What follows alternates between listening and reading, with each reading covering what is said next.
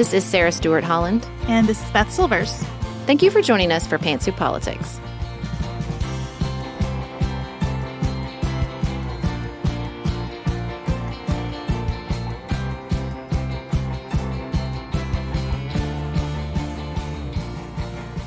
Welcome to Pantsuit Politics, where we take a different approach to the news. Beth is currently out enjoying her summer break, so I am joined today by an exceptionally special guest, the one and only Mr. Nicholas Maxwell Holland.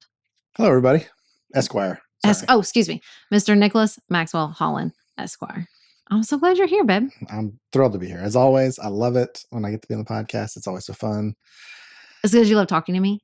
So I love talking to you. I love talking to these wonderful people. Love it.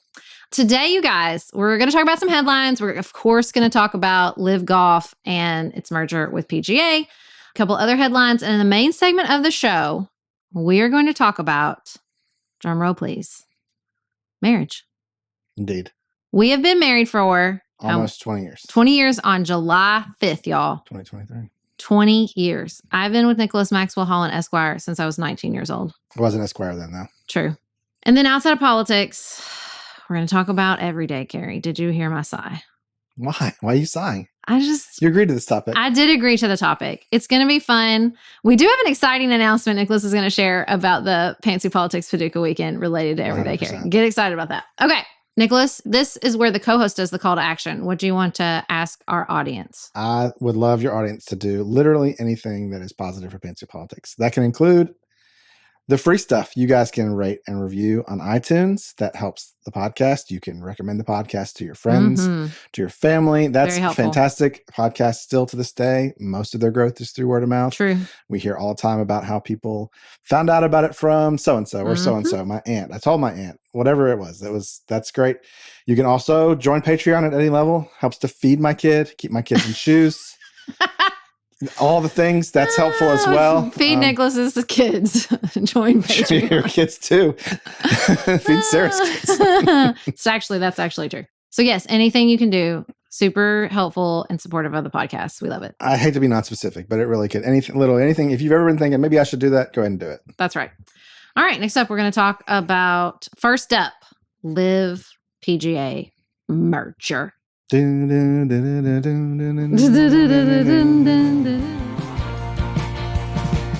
Nicholas, the PGA has merged with the Saudi Arabian-backed rival Live Golf, which just mere moments ago they were in knockdown, drag-out legal litigation over. But everybody's made nice because money. Money. Yeah, totally money. Money, please. Totally money. There's some real Mona Lisa Saperstein energy here, for sure. Yeah, and I disagree with you that everybody's happy because not everybody is happy. I think money doesn't make you happy. I wish the people of Saudi Arabia understood that. Well, yeah, I don't know about that, but I think that it was interesting. First of all, let me say the leaders of Saudi Arabia. Sure. The first I heard of this was from you, which is strange about sports because you usually hear from me about the sports. And it was a bit shocking, and it remains a bit shocking to, I think, a lot of people. And just to give you like the basic outlines, because that's really all we have, right? Is that the PGA Tour? You mean that something involving Saudi Arabia is not filled with transparency? It's not so much transparency as it's like it's not even really clear kind of how it's going to work. We have a rough idea that there is going to be a board of a for-profit entity that is. And I think I read the head of Live is going to be the head of the board, and the head of PGA is going to be the CEO. Right. And I think there's going to be it's going to be controlled by PGA Tour named directors, as I understand it. But the actual PGA Tour events are still going to be put on by the existing, what I believe is a nonprofit, which is, again, is a bit shocking in ways. This was basically news to almost everyone except for this major players, the principals of Saudi Arabia. Is it PIF? Is that what it's called? The Public Investment Fund. And basically the chief of the PGA Tour, which is Jay Monahan, most of the players had no idea. Greg Norman, who has been the chief cheerleader of Live Golf, says he had no idea. And even now, what we've been told is a very rough outline. And I actually had a conversation today with several people who are much more involved and interested in golf than I am. It's not one of my least favorite sports to watch. and follow, honestly. And it's just kind of like a sense of no one really knows where it's going. It's good. There's a decent chance that it may actually not happen because of regulatory reasons, antitrust reasons, the PGA Tour players revolting, any number of things. I think we need to remember, and it's been reported that a lot of PGA Tour players were recruited by Live Golf for big buckets of money, giant sums of money, some in the 9 figures. And some took them and some didn't out of loyalty to the PGA Tour, and now they look like dumbos. Right. People like Rory McIlroy. I don't know if they look like dumbos. I don't want to say that. I don't think it means you're dumb because you turn down buckets of money and I don't think that's dumb. I think they stood on their principles, and I respect that.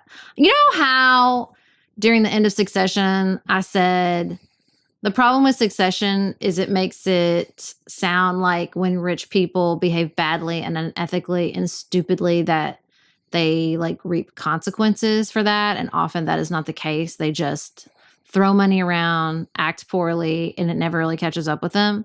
This is a perfect illustration of that. I think that's right. But I think there's a lot of mad people who thought I was encouraged to be loyal. I was loyal. And now, yeah, but they need to, instead of me getting $100 million, they need to channel that Kendall Roy energy. You're already rich. You're fine. Not all of them are. That's not a fair assessment. I think that's based on a misapprehension of what some of these guys make. You're giving me a stare, but like there's some people who were not guaranteed to make $20 million in the PGA Tour. Okay, but what are they making? I can't say for sure, but they're making it based on what they're winning and I bet it's still a lot of money. Many of them are. I will say it's not generational wealth, but it's still a lot of money. Some of them turn down generational wealth, right? But that's okay because you know what that'll do? Ruin your life. Wow. Go watch Succession. You didn't make a bad call. It's fine. And I just feel like not only is this a statement on wealth, I think what the Saudi, basically MBS, Crown Prince MBS, is doing here with this fund.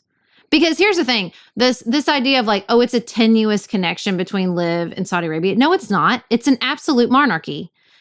The connection is strong. The connection between Liv Golf and LGBTQ rights abuse, or Liv Golf and the murder of Jamal Khashoggi, perfectly straight line as far as I'm concerned. Give me a break. Yes. Like they are one and the same.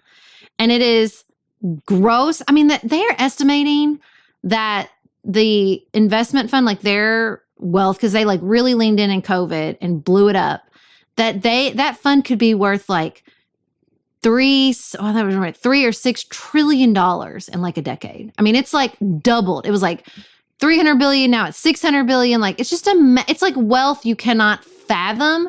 They are throwing it around to gain power and to obscure their country's awful practices. Yes. And I just feel like, not to get on my soapbox about sports again, but we pretend, or we tell ourselves that sports is some higher pursuit. But it is just like everything else. It is about money. It's about money. And I mean, I can cordon off a part of sports in a way that I can cordon off a part of music and art and movies and TV and say, there is something pure there. If you scratch deep enough, depending on what you're talking about, that is about the pursuit of excellence or the pursuit of expression. But dang, I just feel like the money is so polluting. It's just so polluting. So I would say, I guess I'm responding to 2 things you said. First, I definitely agree with you. None of this agreement resolves any of the issue about Saudi Arabia using golf in the United States, sports washing, Europe, to sports wash their money, so to speak, to make whatever you want to. But that only works because we treat sports like that. And 2, I agree with you to a large extent that the truth about sports is that we, as consumers of sports, our nostalgia, our respect for athletes, our reverence of athletic ability has been cultivated, and now it's being used against us to accept certain things which are maybe revolting. And I mean, that's not new. Certainly not. O.J. Simpson, anybody? You know, like there's a long history of this. I mean, listen, the idea of a student athlete has been used, was used and it continues in some degree to be used to permit people to put their labor to work for not enough pay, so. I just think it's so gross. And I mean, I think it's gross in a way that's like, you cannot put lipstick on this pig. Like I guess people will continue to love the people who love pro golf, which, okay, will love it, I guess, and twist themselves in knots making sense of it or not. Maybe it won't. Maybe it'll really hurt professional golf. I don't know. It's really hard to say, I think, at this point. It's really hard to say if this thing's even going to go. But for today, it made a lot of people mad. It was a big surprise, and here we stand. Whether or not it'll make a go is a good transition into the Republican primary. Well, it's going to go, but it seems like it's going to go the way it went last time to me. So we have two new entrants into the field. You want to talk about your birthday buddy first, Mike Pence? He's not my birthday buddy. He's your birthday buddy. His birthday's the day before yours. Your birthday buddies. That's false. Tomorrow is my birthday. Today, we're recording on the June 7th. Your birthday eve. My birthday. Also known as Mike Pence's birthday, because he's your birthday buddy. You can send belated birthday gifts to me if you feel the need. But yeah, I mean, Mike Pence entered the race. I'm so bored. I did think his little motorcycle ride was cute. I didn't see this. Did he motorcycle ride? He motorcycle ridded. Is that how you say it? No. He motorcycle rode? He rode a motorcycle. It was like some I think it was maybe an Iowa thing, and there's like a motorcycle ride, and most of the candidates just like meet at the end, but he actually rode in the thing. Like he actually drove a motorcycle? Yeah. You did not see the pics of him on his motorcycle? Hold on to the back of something. It's amazing. Yeah. No. No, he did not ride on the back of somebody else's motorcycle. Listen, if you're running as a former vice president, that would be the worst. The way some of these launches of these campaigns have gone. Well, DeSantis. Whatever. You got to say it different every other time. He does. You say DeSantis, and then you say DeSantis, and then you go back to DeSantis. It would not shock me if he had some kind of, pardon the analogy, Michael Dukakis moment where he was, holding onto the back of some motorcycle rider and hopped off. So that's good. Don't you talk bad about Dukakis. That man, history has held that man up. I'm just saying. It's not about him. I mean, so Pence entered the race. What? I'm more excited for Chris Christie, who came in a very different way. Like, Mike Pence didn't talk about Trump. Chris Christie was like, I'm here to take out Trump. I don't know what y'all are doing. I don't know why you want to be president. I barely want to be president. Mainly, I just want to take out Trump. Yeah, I mean, he definitely has some real New Jersey honesty. I'm here to be the kid, and the emperor's, the emperor's new clothes. He's right. This man has no clothes, except he doesn't really have the moral high ground in a lot of ways. It's not about moral high ground. It's about authenticity, and he does have that. I guess so. But at the same time, I mean, I think people expect that some bon mot or something he says about Trump is going to just make Trump shrivel like he did to Marco Rubio or like, Elizabeth Warren did to... But there is something about a prosecutor coming along when all his legal troubles continue to mount. But it's a prosecutor whose own lieutenants, did bad things. That's when he wasn't a prosecutor. That's when he was the governor. Yeah, exactly. But you understand what I mean. Don't make me defend Chris Christie. The point is it could work. It could happen.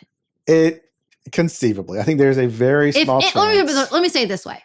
If anybody could do it, I actually think Chris Christie could. But I think that the broader... Because I think he understands Donald Trump, and most importantly, he is not afraid of him.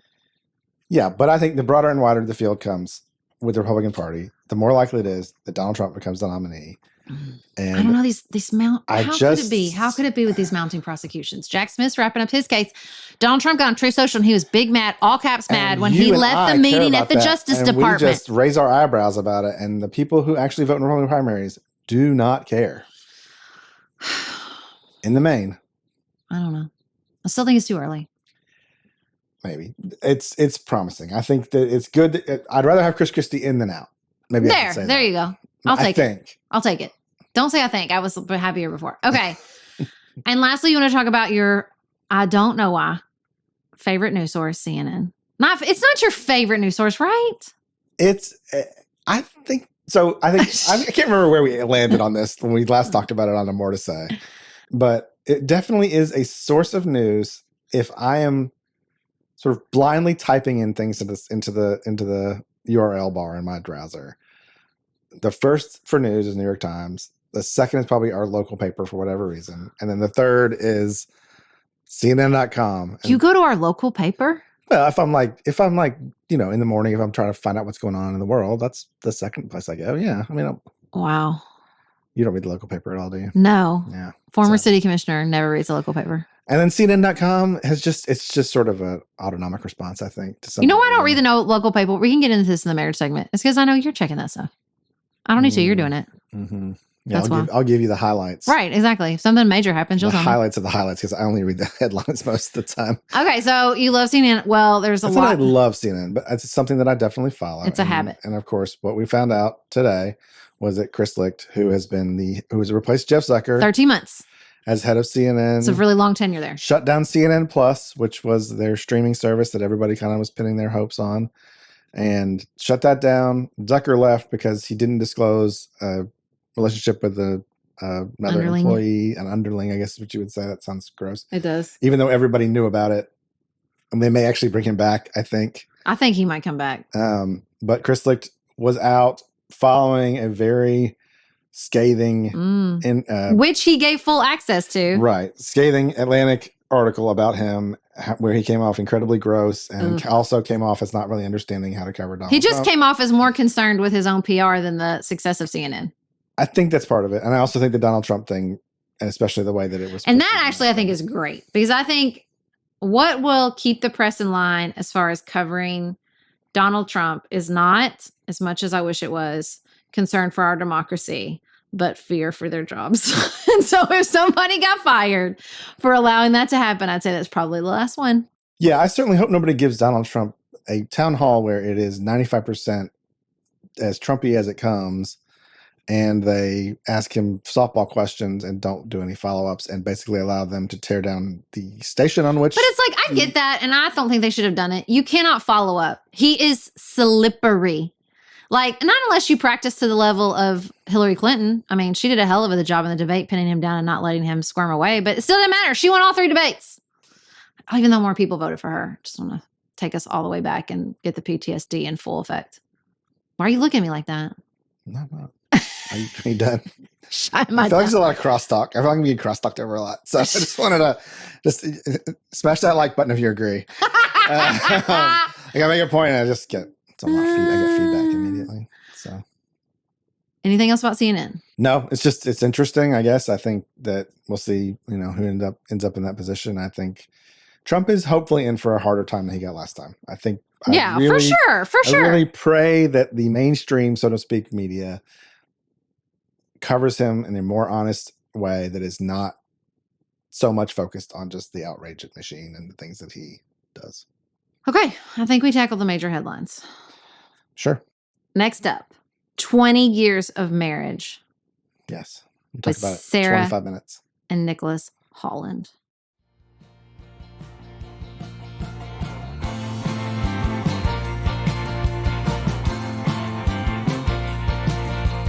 Nicholas, we have been married for 20 years.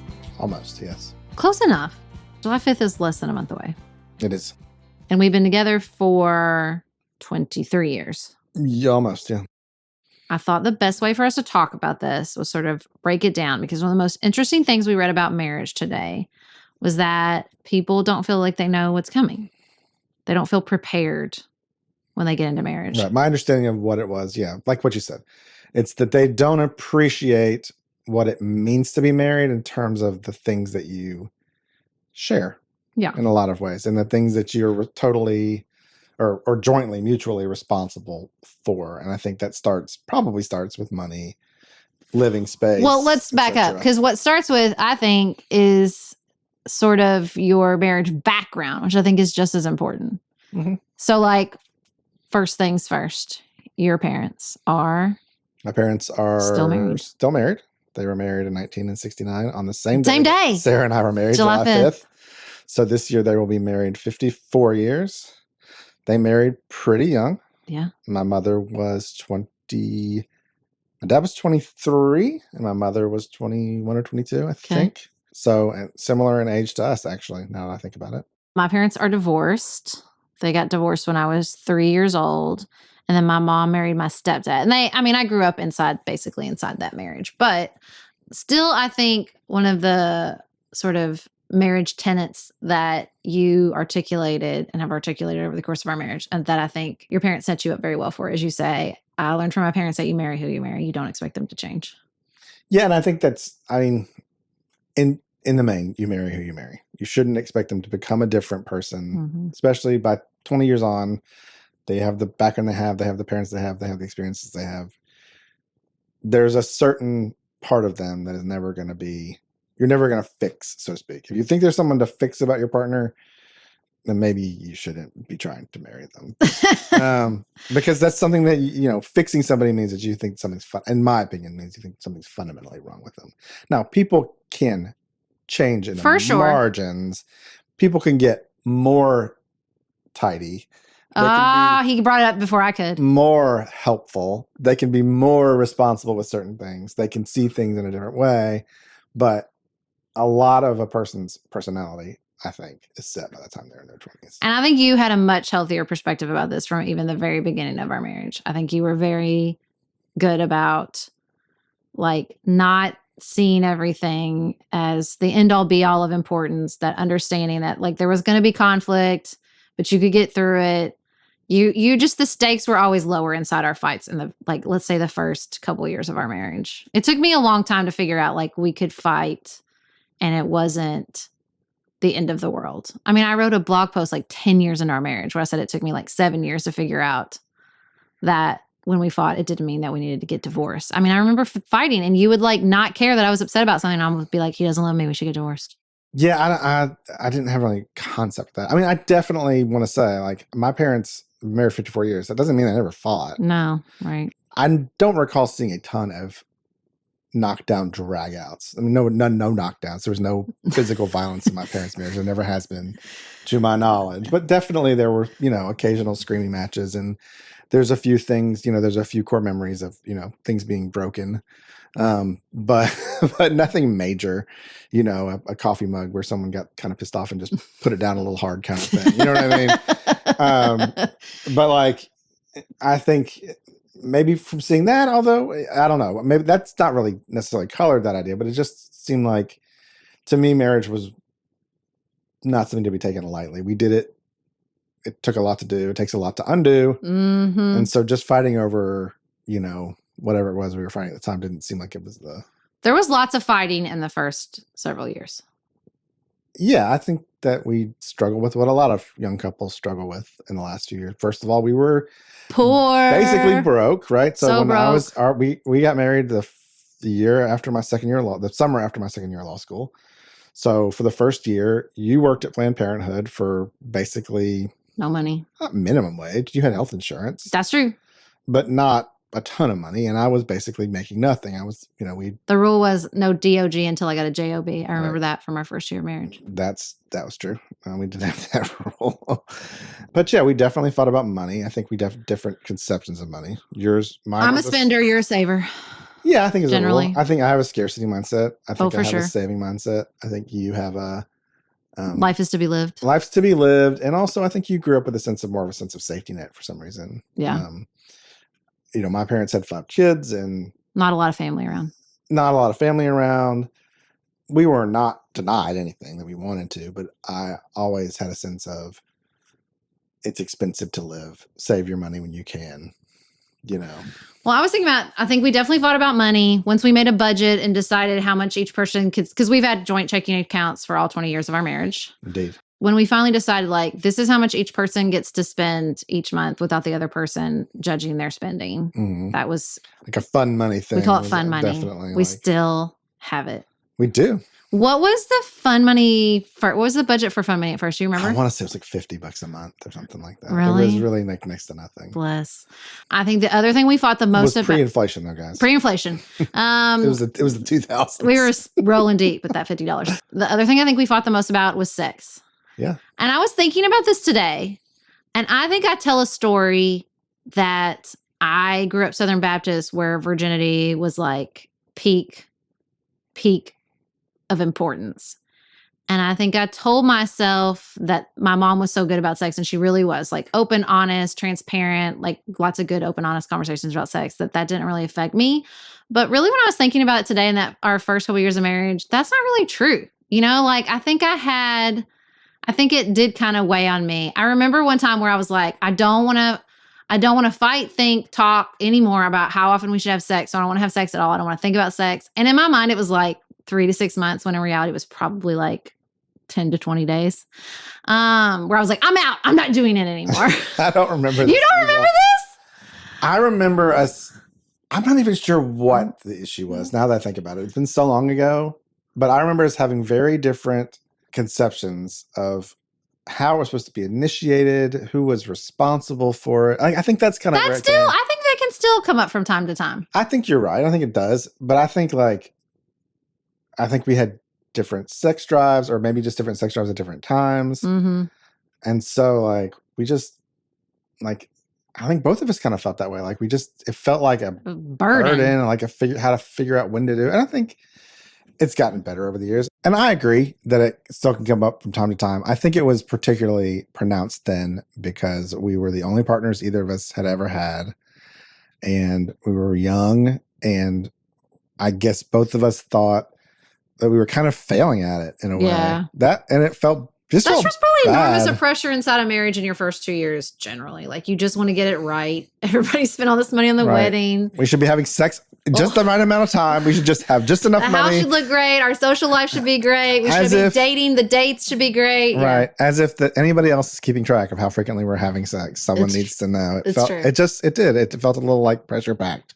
I felt like once we moved to DC, also because we had a lot of other demands on our time outside the marriage. So it took some of the pressure off the marriage. I was in law school. You were in a high pressure legal job in Washington, D.C. And then after I was done with law school, we were double income, no kids. So we had more money. We were in a bigger city. We had more to do. We did spend an enormous amount of time watching television. We watched so much. We watched too much television. I wish I had it back. I wish I had it back. Literally anything else in my life. Anything else. We also, we traveled. We had fun. Yeah, I think we also had more close couple friends. Yes, we did. I think when we lived in North Carolina, we maybe had, I'd say maybe 3 or 4 close couple friends. But with you being in school, it was a lot easier to make friends, I think, and have a friend group. And with my group at work, too, I think that was easier. So I think we also had we had more relationships to kind of maybe compare and contrast and get a sense of we're doing this okay. Yeah. That's really important. One of the most interesting things we read today about divorce rates and marriage rates and culturally what's going on is that they think divorce can be a social contagion and that you are more likely to get divorced if you have friends that are getting divorced. Yeah, I think it takes I think no matter how you slice it, even to this day, even in the year of our Lord, 2023, there's still stigma around divorce. Yeah. And that first divorce in a friend group can lead to a sense of, they did it. It sucked, but they came out the other end and maybe they're happier for it or whatever. Yeah. And that can certainly, and I'm not saying that's necessarily wrong. I think there's, maybe there's a sense that it's a social, what was the phrase that we used? Contagion, pardon me. But also if they're, if you're willing to go through divorce, that means there's probably something wrong with your marriage in the first place. Or you're just not willing to. Well, there was all these interesting statistics that were people just feel like the other person didn't want to try. That was a lack of commitment was the number one cited reason for divorce. Right. And I think in my head, I thought it was infidelity or abuse. Yeah. I think it's maybe it's kind of a joke. I think it's become kind of a trope, but I definitely think there's a sense there can be a sense among women towards men that they just don't care. Kind of like what you said, which is they don't really want to try. They don't change. They don't listen to me. And so there's maybe that's perceived as a lack of commitment. Maybe, I don't know if that's really what they meant, but I definitely think there's a lot of reasons for divorce. And I think the reason a lot of people stay married is because they're willing to overlook those issues that some people aren't. Yeah. And to continue to try to what makes me really sad about it is I do think the most common time frame to get divorced is about 8 years. Mm-hmm. 7-year itch. 7-year itch. So we were married for 5 years before we had kids. And I really value that time looking back in DC that we had almost 6 together to hang out, get to know each other, learn how to fight, calibrate our ideas about sex and money and all that kind of stuff. Not that we like fixed it all. Right. But before we added the stress of kids. And with all that said, like some people that we know who are still married as long as us had kids like seconds after they got married. Mere seconds. But if I was to lay it on a generality, I would say find time, make time in your marriage if you can, especially if you get married young enough. To be married as a couple. I can't imagine having those fights about sex and money with toddlers in the mix. Here's what I wonder, though. I wonder if that's a function of a long marriage or just age. Because Maybe. I think there is definitely, I mean, as we talked about, looked at in all these statistics, people are getting married later. And typically those later marriages last longer than the marriages that get together early. That's right. No, that's not necessarily true. Okay. It's complicated. But here's but again, I think it's an interesting question, which is the reason that we stayed together just because we managed to get to a point of maturity where we were willing to accept certain things, work through certain things, whatever it is, mold, shape, however you want to slice it. I mean, that's what I think. Or was it because, was it the marriage age or was it just our age? You know what I mean? I think that I really think that it was a overall benefit to get married so young. Yeah, I mean, listen, I wouldn't. And the way it shakes out is like, well, yeah, if people are getting married, else, right? If people are getting married because they got like pregnant in high school and they feel forced to, well, then no, that's a terrible reason to get married. But like the higher you move up the educational ladder and like socioeconomic ladder, which are linked to your educational levels, like college graduates have like bananas marriage rates. Absolutely. And I think there is, again. And college graduates who get married, like college sweethearts that get married, have crazy high. Yeah. And I think there's a function of all of this and all of like what works that is probably very dependent on your socioeconomic status. I think, we're talking about our marriage, but again, our marriage is two people growing up middle class, white in, Southeastern or Middle America. So our conception of what a marriage was and our ability to see good marriages and see good positive interactions with people is leaps and bounds above a lot of other people's. But to get back to our point, which was should you have kids right away? I think the answer is if you can, and if you can avoid it. And also if you should get married young, because I would not be sad if our kids got married right out of college. I would be delighted because I think there is something about, as long as I felt like they were getting married for quote unquote the right reasons, like, I had basically every aunt and uncle that I grew up with. My parents are both one of four. They like all got divorced within like 3 years of us getting married. Truly, it was wild. They all had kids though. They all had kids. They'd all been married for a while. And they all got divorced. But they also, a lot of them got divorced once their kids were almost older adults. But it's like when you talk about, or even my own parents, the reason they got married, we're just like, bananas. Got married because I didn't want to see her with somebody else. Well, that's a bad reason to get married. I got married because we thought we were pregnant, but it turns out it wasn't. What? Like, just. Yeah. But again, I think, we're talking about heterosexual marriage. Like, is there is there much to be gained here? Is there a general rule we can apply? I would say don't do anything that's going to put a huge strain on your marriage until you feel pretty comfortable in your marriage. Well, and kids are number one. And that is the finances will be a strain on your marriage if you get married younger. Sure. But I just think there's an aspect of we grew up together and we worked on each other and we grew up like around each other. It's like, a tree growing up around a stake, like it just was. Sure. And I do think marriages between people who already have their own lives that are not young. I don't know if it's hard, but it's different. I can't imagine it. Obviously. I think they're less likely to share finances. I think they're more likely to, to probably live separate lives. Well, let me just be 100% vulnerable. I just think there's an aspect too of like, now this is a very fine line because you can see where this becomes dangerous.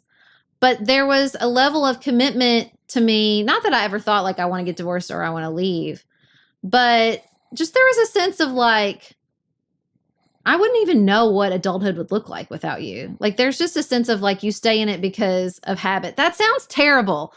But let me just say, in a long term, we're talking multi-decade, what I hope to have in our marriage, like sometimes habit's going to carry you through. It's not all going to be romance every moment of decades. Sure. And I think I understand what you mean, which is to say, I think that sometimes young marriages, they stay together because they just don't know what they do otherwise. Yeah. And I think that can be a bad thing. Definitely. Not only bad, dangerous. But sometimes I think, like, kind of like what you're talking about, like with our fights, like you thought, well, what would I do? Right. Am I really willing to blow it up over this? Right. And maybe that decision was no, right? But again, I agree. I think that's a dangerous kind of conversation, a dangerous rabbit hole to go down, because I think it can be. You can really only say about how it worked on you. You can't say it would work for other people. And I think there's a power imbalance. And I think there was a power imbalance in our relationship. For sure, for money, a long time. Because I was made more money than you did. And at some points, you made money and I didn't. Right. And when we moved to Paducah, the theory was you were going to get a job. And then we kind of looked around and we thought, it doesn't really hardly make sense. But so it was definitely a big shift in our marriage. We moved to Paducah in 2009. I was pregnant with Griffin. So we upended our careers, our location, and became parents all at the same time. All at the same time. So we went big. We put stress on our marriage. All of the stresses we put on our marriage. This is a fun story. When Nicholas was like, that's insane. We cannot do all that, because he's an Enneagram 6 and he's like envisioning the multiple worst case scenarios. I wrote on a little index card, this is all we have to do. I don't remember what order I wrote them in. It was like, sell a house. Sell a house. Sell our house. But remember, we were selling our house in 2009. 8. I think we finally sold it in 2009, but we put it on the market in 2008. Right. So we were selling our house in 2008, which was, of course, a terrible time to be selling a house. Apparently anywhere except Washington, D.C. Yay! Because we did not lose our shirts on it. I think we had to bring $1,000 to closing, if I remember correctly, for transfer Of course tax. You would remember that. As a real estate lawyer, I do remember that very clearly. And then we were to buy a house. Yeah. Which we didn't actually do before we moved back. No. We had to buy a car. We lived with my parents. Because we did not own a car. Yes. We had to pass the bar. Yes. I had to find a job prior to passing the bar. And have a baby. And then we were going to have a baby. And short, easy list. To this day, breezy. It's somewhere in our house, doesn't it? We have this list have it checked framed. off. Mm-hmm. Yes, framed. Easy breezy. We checked them all off. So proud of our easy breezy, beautiful checklist. Worked like a charm. So we had kids. And look, I don't quote Will Smith a lot, but one of the wisest things I ever heard him say on the Oprah show is, when you have a child, just tell yourself this is a new marriage. This is a new marriage. I'm entering a new marriage. I think that's true with every child that you bring into a marriage. I think you've told me that before, and I'm not sure it ever stuck. But I agree to some degree, for sure. I mean, everything changed when we had Griffin, I feel like. I don't know if I feel that way. Really?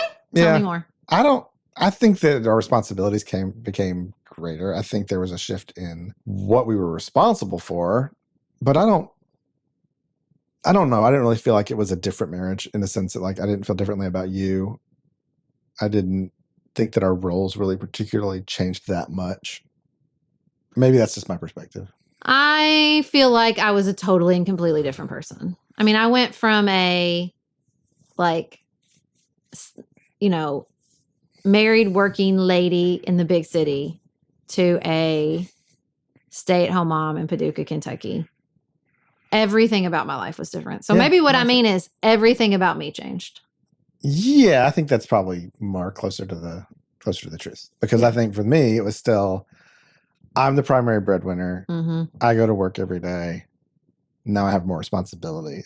If I'm talking about my own personal kind of psychology. And I think that was the you being a primary breadwinner, especially when we had 2 children and you lost your job when Amos was 6 months old. And I had no job. I had a teaching job at a college that paid like $8 and some change. But I look back and I think I see the strain that put on you when you were the primary breadwinner. Yeah. Being an Enneagram 6 and a primary breadwinner is not a great combo. I'll take your word for it. No, it's, I think it changed my perspective. The whole situation changed my perspective about a lot of things. I think that was probably more impactful than a lot of the other things that I experienced moving here. Do you think that it's fair to say that, like, me having Griffin changed me and getting fired changed you? 100%. And it's funny, I think about it now that we're talking about it. Like, the biggest failures in my life have resulted in some of the best things in my life. Absolutely. Boy, that is so trite. But like thinking back on this is like the silliest, dumbest thing. But the first time I took the LSAT, like, I had prepared for the LSAT. It was like the end all be all to me. I had to get a good score on it. And I walked in there and just from the second section on, and those of you who have taken the LSAT know these logic games they have on the LSAT, which they're getting rid of apparently next year. I don't know. I blocked it all. It was just this brutal section. And it was always my weakest section. And I just panicked and I literally walked out and canceled my score. And then I took it the next time and I did great on it. And I'm sorry. You're missing something in between then those Sarah two. and I got together. And then he fell in love with me. Right, and so that changed everything. It made my mind clear. Absolutely. That is what happened. But also with this job thing, it was just kind of a recognition. Both times a recognition like, okay, you can fail at something and everything's still good. The sun's still going to come up. And, you know, people that love you are still going to come to your aid.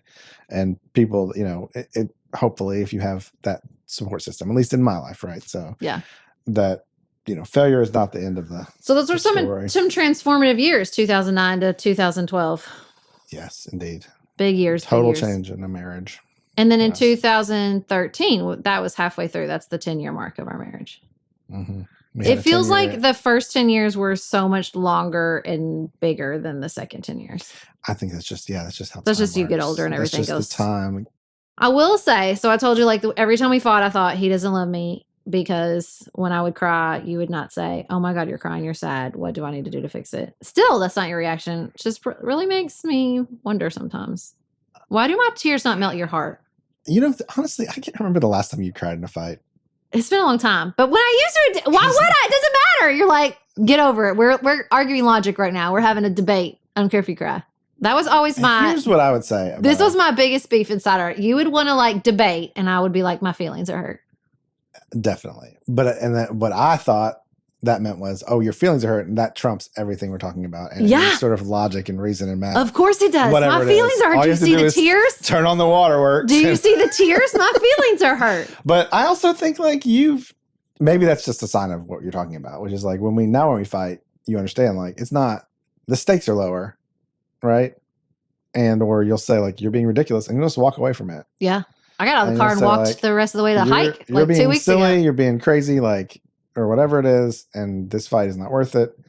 I think both of us to some degree do that. And I think we both also come around to the apology a lot faster. Yeah, a lot faster. And the recognition of, yes, I'm being silly about whatever. But I will say the like moment when I realized this gonna sound, I don't mean this the way it sounds. It's not like I was like wondering up until this point. I wasn't. I knew I loved you.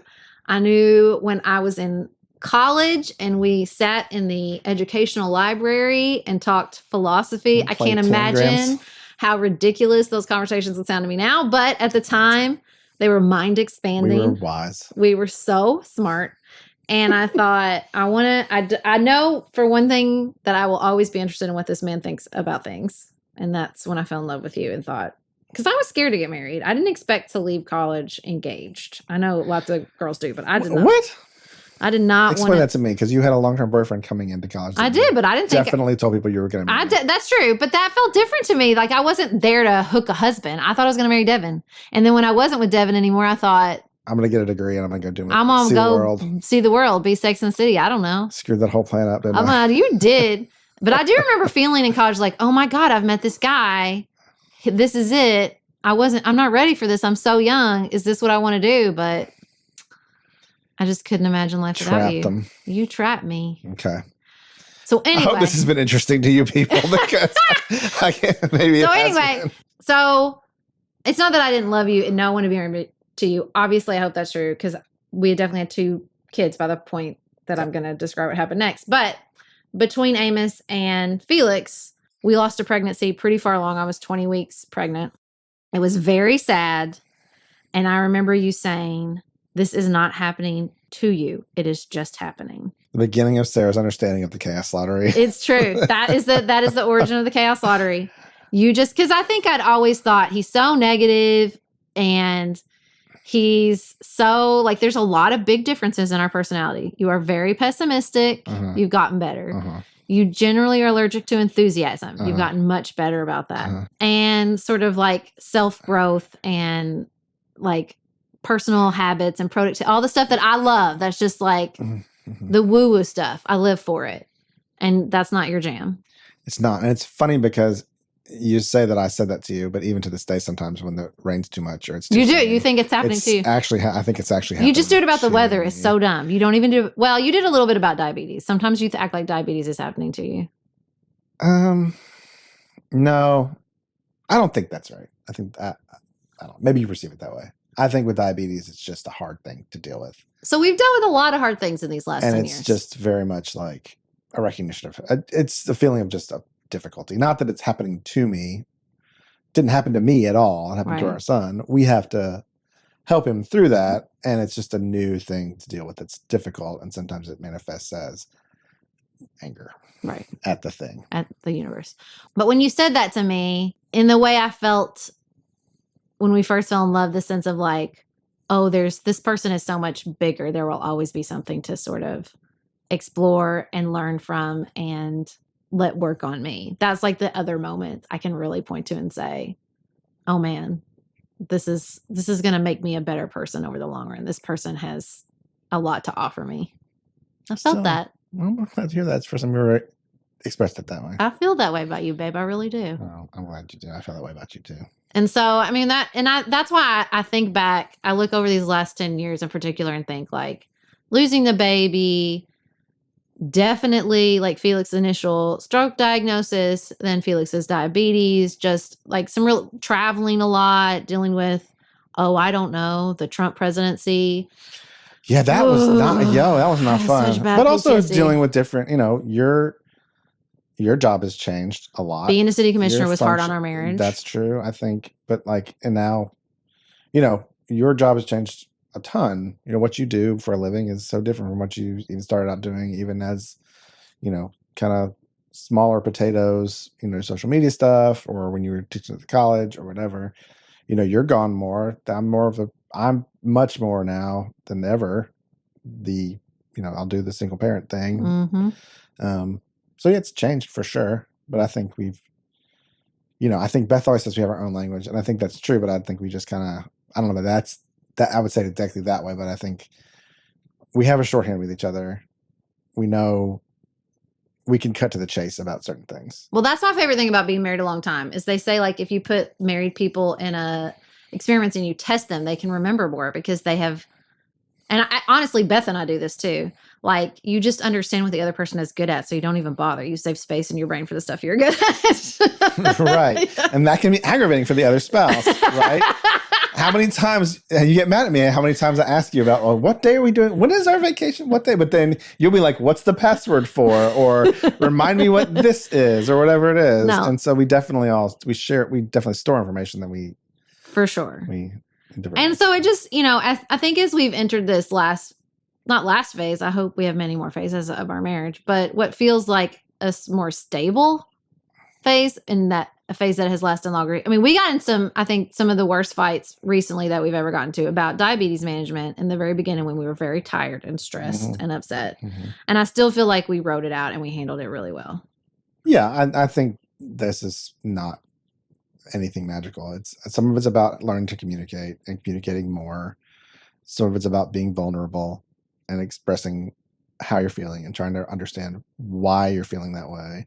And I think both of us have worked on that, not just together, but individually in therapy and, several different phases of our lives of understanding, okay, like this is happening. I'm upset. Why am I upset? And trying to focus back on yourself and not so much on what's going on with the other person. And it just makes me sad because I think marriage has bad branding right now. I feel like, particularly like post-COVID. I think you mean heterosexual marriage has bad branding. That's true. I mean, first of all, right, what didn't we just have in the last year a whole law about defending marriage for marriage equality and protecting marriage for everybody? That's true. To some degree, I think marriage itself is still very important, and more people want to have the protection of marriage. But it's like so funny to me. We have all these conversations about loneliness, and I feel like marriage never comes up inside those conversations. We have a loneliness epidemic, and nobody says, well, how are marriage rates going? Well, because, you don't have to be married to not be lonely. We have you don't, but there are lots of ways to be like, but I just feel like I have lots of friends who are in long-term committed non-marriage relationships that I would say are effectively, for all reasons except for taxes, marriages. Okay, but this dance we're doing right here inside this conversation is what happens, right? Is that you want to articulate what's positive about your marriage or your relationship or what you want, but you don't want to feel like you're judging someone who doesn't have it or assaulting other people's choices. Like there was all this polling and everybody's like, it's not that important to be married if you're going to have kids. It's not that important to be married if you're going to be in a long-term committed relationship. Not that important. And then you go, how important is it to you to get married? And the numbers are like super high. So it's like people identify it as something they want, Sure, but they don't want to say it's important globally. And I just think that's hard. We are social beings inside social institutions. So if it's like when we all fill out those forms and say fame is important, but not to me, like, well, yeah, but I think that's a struggle. Yeah, I guess I understand what you're saying. I think it's fraught because I think when you say marriage is important or marriage is a more stable relationship, that comes with all the things we were talking about, which is, yes, it's harder to undo. And also, it's harder to undo. There are greater expectations placed on it. Mm-hmm. And there are toxic marriages that don't end because it's harder to undo. Right. And yada, yada, yada. So, yeah, I mean, yes, it's definitely a fraught conversation. I don't know if it would be better if more people got married. I think it would be better if more people had marriages like ours. Yeah. Right. For sure. But I think, again, that's very, it's hard, but I think it's just hard because it is a social institution and we can't all just hold our desires for the institution as individuals. At some point, there are politics and there is this sort of community aspect. And I do think we have to find a way to talk about things that are positive without all of us reacting. Honestly, it reminds me about like any conversation I've ever had about birth. If I say I have a natural birth and then someone says, well, I had to have my C-section. Well, that's fine. I'm not talking about your C-section. I wish there was a way to have these conversations. And when we're sitting down to talk about our 20-year marriage, believe me, I think the reason you got divorced, whatever it is, was great and awesome and fine. And I'm not here to judge it. Let me tell you this. I'm so damn glad my parents got divorced. Holy shit. I'm glad my mom woke up when I was 3 years old and was like, I'm not wait till this kid's grown. I'm getting the hell out of here. And there wasn't abuse. My parents were just ill-suited to one another. Yeah. And they should have gotten divorced, but like, and your mom was a saver. And there's a long list of things. They should not have been married. They shouldn't have gotten married in the first place. Glad they did. But, I wish there was a way to say like, it's desirable and also not attach all this weight if it doesn't happen for you, or I don't want to make single people feel bad. I don't want to make divorced people feel bad. And we don't have a lot of ways, I think, inside our society about all kinds of things, not just marriage, just say, this is great. Like this, to really celebrate it without making people who are not inside the institution feel like crap, So I think what you're suggesting is that it's nuanced. Shut up. And maybe we should bring some nuance to the conversation. But yeah, I mean, I don't think, and I hope that marriage itself, and I think what you said is it doesn't. I don't think it has bad branding necessarily, because obviously some people still want to engage in it. I just think it's not. I think you think it should be more promoted and revered, maybe. Or how about just like, supporting parents, which is one of the biggest strains on those particular years of marriage. Yeah, absolutely. Let's just find some policies that not that we don't have lots of policies that Medicare for all, daycare for all. Let's do it. Support marriages. But, I just think that, there is, I don't want to go back to where people thought if I had a baby outside marriage, I'm going to hell. I don't believe in hell. So I'm not looking to go back to where people felt judged or shitty.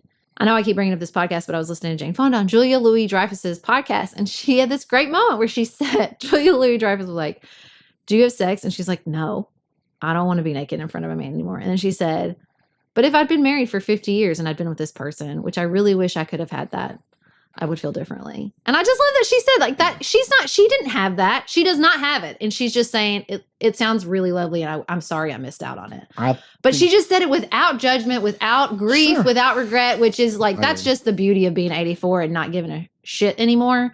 But I wish we had more of that posture. Like I can articulate this and there's no judgment. There's no judgment. I get you. You know what I mean? I think we all feel the need to condition our feelings and condition our opinions because we don't want to make people feel bad or feel like we're judging them just by having set opinions or or saying something is good because that suggests something else is not good or not as good. Right. And that's not necessarily true. I mean, I think universally people would say that most marriages that last 80 years is a good, sweet thing that is great. And people 80 years. That's a real, you old got big together. goals for us.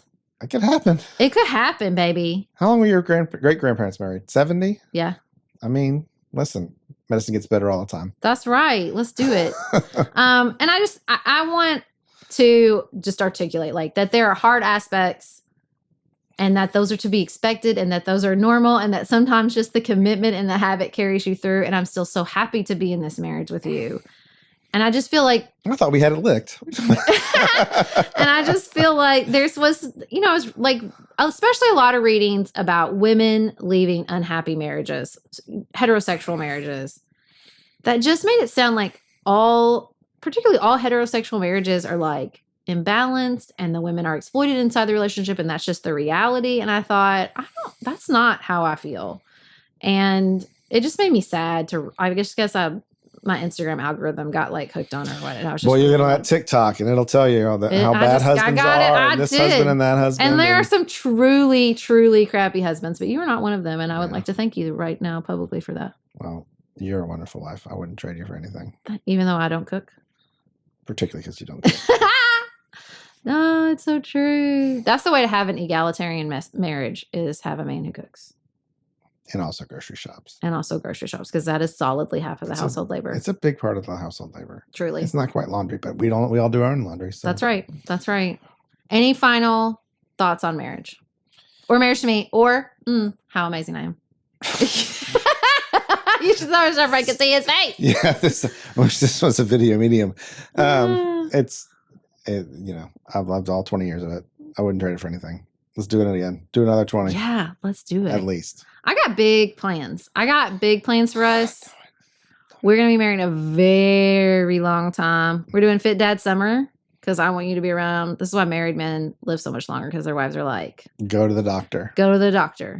Exercise. Do some planks. Don't eat that. Smack it out of your hand. Smack it out of your hand. Make fun of you for months because she never smacked anything out of my hand. I did make fun of him once. Except occasionally my cell phone just for giggles. That's actually true. I did one time and still continue to months later make fun of you for ordering a full-blown banana split on like a Tuesday afternoon. It was a delicious banana split. It was nostalgia. Like it was your birthday. I needed that Dairy Queen banana split. Or Mike Pence's birthday. We do not share a birthday. Birthday buddies. All right. Up next, we're going to talk about what's on our mind outside politics.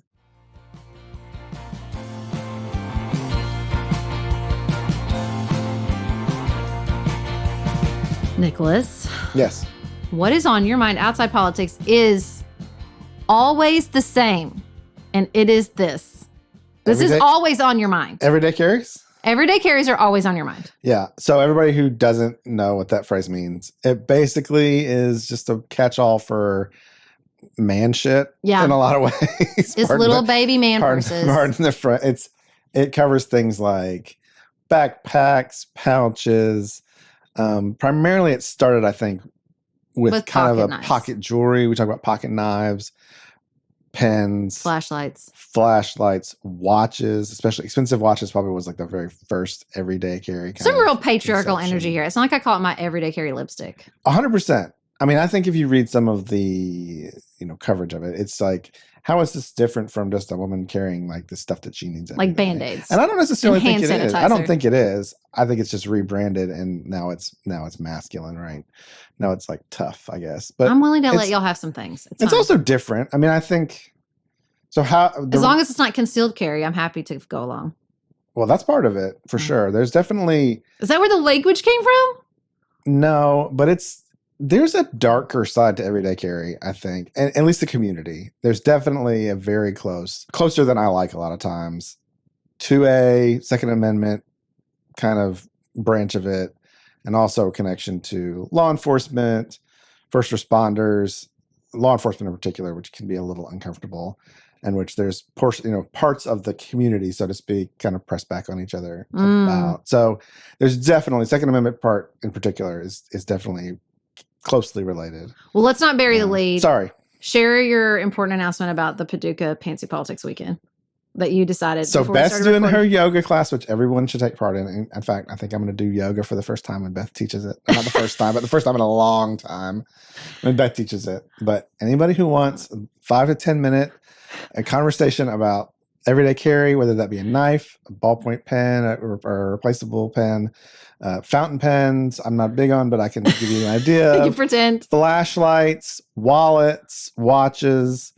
I do watches, but I don't do anything. You're just going to do everyday big. carry consultations. Consultation Maybe for the husbands who get drug along to the husbands who get drug along, or if we just want to, if y'all just lots of husband listeners though. if you want to talk knives, you want to look at knives. I have that is where this all started for me. He has so many knives. Was knives, and it was funny because I actually probably like 5 years ago or 6 years ago, I got down to like 2 knives, and I'd given like all of them away, and I thought I'm going to buy the one knife.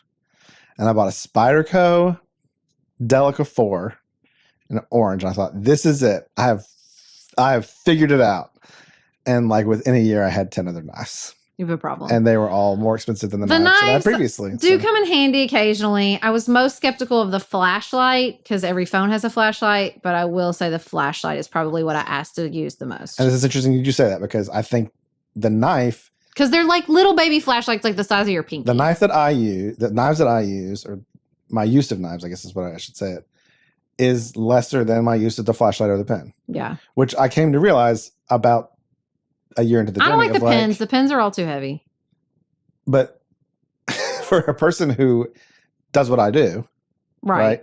So like the theory of a lot of everyday carry is like a lot of the guys who carry everyday carry, like they carry it because like they're working in machine shops. They're working in warehouses where they need to cut boxes down. They're working. So like that was the theory. Like a lot of people, that's why they carry an everyday carry knife or an everyday carry box cutter or whatever. Well, in my own life, like what did I really need every day? A pen. A pen. Esquire. Right? Because I had to sign things. I'm asked to sign. It's like there's not always a pen nearby in an office setting. But who wants to use crappy things? It's like saying there's always a shirt, Sarah. Why would you buy that nice blouse? How dare you, sir? You have one pair of pants. How could you possibly need another? It's definitely pocket jewelry. There's definitely an aspect of that. But, I'm into pens, but I didn't get deep into pens. Like I don't buy a pen. Probably buy a knife. I would say judiciously every 8 weeks. Since I've started this.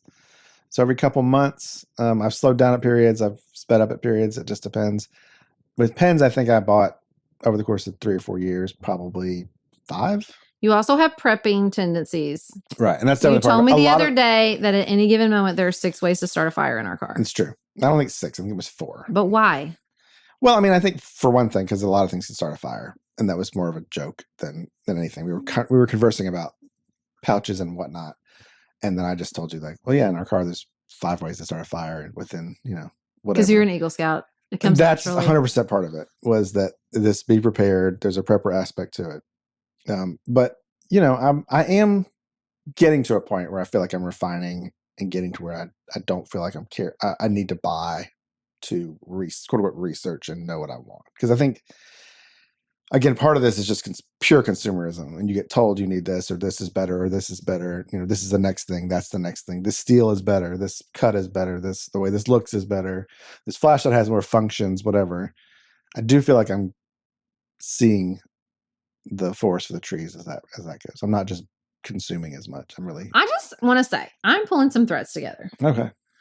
And I feel like there's a real gendered component of this that connects with our conversation about sports. And when it's like a thing mostly men are interested, then it's like higher level, when really it's really just consumerism.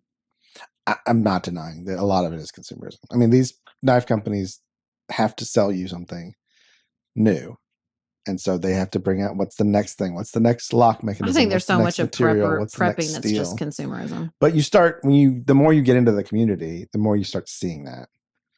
So like, you've been in it, the period of time I've been paying attention to it, you see like, well, in 2018, this was the number one steel and it was the end all be all. And we were never, and then we have a new one this year. Oh, right? I see. And so you start seeing, again, the forest for the trees. You start seeing they're playing you. To some degree, they're playing you. And yes, certain things are better. But like with flashlights, you said like, oh, every phone has a flashlight. That's true.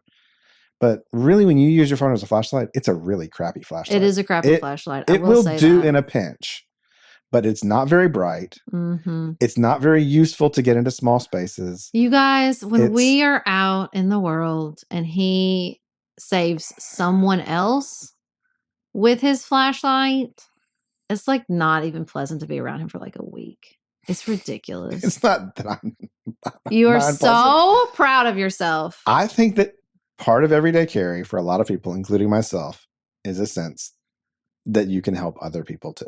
That's very sweet. And sometimes that means showing them how foolish they are for not carrying a stinking flashlight.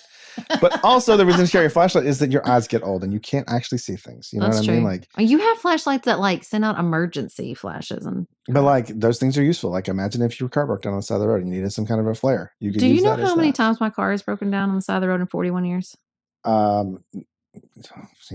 First time for everything. It's like 0. I do think where you've come along to accepting that the Enneagram is real and that you are an Enneagram 6. Yeah, I mean, it's definitely catastrophizing, worst case scenario, all that bit. But since having a diabetic child, it's come in handy. Sure. The worst case scenario, the like sort of prepping, the gear, like you were ready to shine. Yeah, definitely. I mean, whether it be the backpack or this he has this like little mini fridge that carries insulin. You would not believe it. It's they should sponsor us. It's like the size of a thermos, but it's a refrigerator. I would 100% give a huge shout out to For All Family because it's really the greatest. But yeah, I mean, and also like things that I already owned. You know, like we had these little mini thermometers and like zipper pull thermometers. Why did you have those? I think at the end of the day, it was just like, it was ThermoWorks. And I love ThermoWorks. They do the instant read thermometers. ThermoWorks does not sponsor this podcast, but they could. And so they put out this new product, again, consumerism. And it was just a small thermometer that was like a zipper pull thermometer. Like if you need to know how cold it gets, on a camping trip, or if it's how cold it is in your cooler or whatever it is. Or to make sure your insulin hasn't been exposed to high temperatures. It's a little teardrop thermometer. And so I bought a couple of them. And basically, it was just curiosity's sake. I hung them in the tent at night when the boys camped at a scout trip, and it got down to 36 degrees last night. It got down to, and then lo and behold, when you have a child with diabetes, you have to keep insulin cold. It's helpful to know how cold a thing is, or how cold a thing can stay, because you don't want it to be too cold or too warm. It has to be between 36 and 46 degrees. Preferentially, you go to hotel refrigerators; they can be very, very cold, especially closer to the freezer little parts that they have. That's true. Or they can be very warm and not function. So they came in handy. So yeah, I mean, it probably fed my worst instincts, but. I mean, I say all the time, I love that you're an Eagle Scout. If the zombies get you first, I'm in so much trouble. I have no capacity to take care of myself in that situation. But you have 5 ways to start a fire to ward them off. I do have 5 ways, and I have a half an Eagle Scout on his way. A couple of getting started. I'm like training up some backups in case they get you first. Between the two of them, you might have, 3/8 of an Eagle Scout. They'll get there. They'll get there. Well, I think that about covers everyday carries. Do you think? 100%. Or do you want to just launch off into your own podcast on everyday carries? Listen, we talked about it. We even recorded an episode with a friend of mine about a couple of things that we thought. Men love gear. Maybe it would make a go, but I think I've missed that. I think now it's all on YouTube, and you missed it's kind of a saturated market at the moment. Well, you get to come on Pantsuit Politics. You're like the Steve Martin of Pantsuit Politics. You come on pretty. You might be the most often appearing guest. I think that's probably true. It's also very kind of you. Is that on your LinkedIn? On here. I hope this was interesting to any of you. God love you. God love you. Every time we record a podcast, he's like, "That was boring." Are you sure that wasn't boring? How could you doubt how interesting I am? I can carry us both. That's how interesting I am. Oh well, it's just you guys are. I listen to you guys and your pros, and I get on here and I just feel like I'm blabbing. No. And it has nothing to do with politics. It's just the history of our marriage apparently today. And I love you. I'm so glad you came on the podcast again. Thanks. I love you too. You're like my most favorite person. Ditto. In the whole world. Well, thank you for listening to another episode of Pantsuit Politics. Of course, we'll be back in yours on Tuesday. We're going to rerun one of our favorite episodes of the year with Jennifer Senior. And then on next Friday's episode, I'm sharing finally my conversation with Richard R. Reeves. Are you excited about that?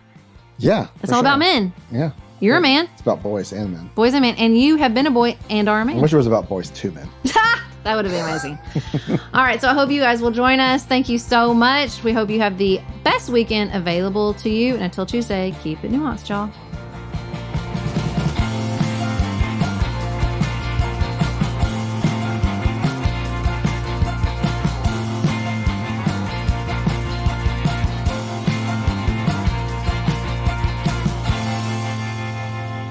Pantsuit Politics is produced by Studio D Podcast Production. Elise Knapp is our managing director. Maggie Penton is our community engagement manager. Dante Lima is the composer and performer of our theme music. Our show is listener supported. Special thanks to our executive producers: Martha Brunitsky, Allie Edwards, Janice Elliott, Sarah Greenup, Julie Haller, Helen Handley, Tiffany Hassler, Emily Holiday, Katie Johnson, Katina Zuganellis-Kasling, Barry Kaufman, Molly Kors, Catherine Vollmer, Lori Ladow, Lily McClure, Linda Daniel, Emily Neasley, The Hutchins, Tawny Peterson, Tracy Putoff, Sarah Ralph, Jeremy Sequoia, Katie Steigers, Karen True, Annika Uvaline, Nick and Elisa Valelli, Amy Whited, Emily Helen Olson, Lee Shea McDonough, Morgan McHugh, Danny Osmond, Jen Ross, Sabrina Drago, Jeff Davis, Melinda Johnston, Michelle Wood,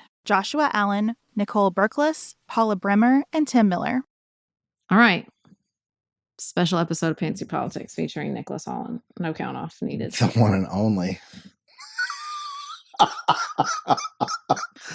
Why are you laughing at me? I haven't done anything yet. Did y'all catch the audible eye roll in that? Could you hear the eye roll when I said that? Okay. Get it together. You get it together. All right. Nicholas and I are going to talk about, what are you doing? It's fine. It keeps recording. Sorry. Ugh, we start over again. Well, I'm not going to say to your eternal credit because I said that 4 times in the last episode. And we had to cut them out. Take all this out. Okay, one more time. She loves my eternal credit. She gives me eternal credit. No, I don't. I just love eternal credit. I like credit. That's probably why. Credit. That's why I use that expression so much. Okay, one more time. But to your, let me say, how can I want to say this? How about just say, but beneficially? No. But occasionally it can be very beneficial.